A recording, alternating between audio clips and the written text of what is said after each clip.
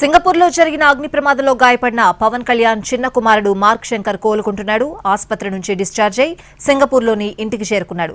తమ బిడ్డ mark Shankar ఇంటికొచ్చేశాడని Chiranjeevi tweet చేశారు. అయితే ఇంకా కోలుకోవాల్సిందని, తమ కులదైవం ఆంజనేయ స్వామి దయతో త్వరలోనే పూర్తి ఆరోగ్యంతో ఉంటాడని చెప్పారు. ఆంజనేయ స్వామి ఓ పెద్ద ప్రమాదం నుంచి పసిబిడ్డని కాపాడి తమకు అండగా నిలిచాడని ట్వీట్లో తెలిపారు చిరంజీవి. మార్క్ శంకర్ కోలుకోవాలని ప్రార్థనలు చేసిన వారందరికీ తన కుటుంబం తరపున ధన్యవాదాలు తెలిపారు చిరంజీవి.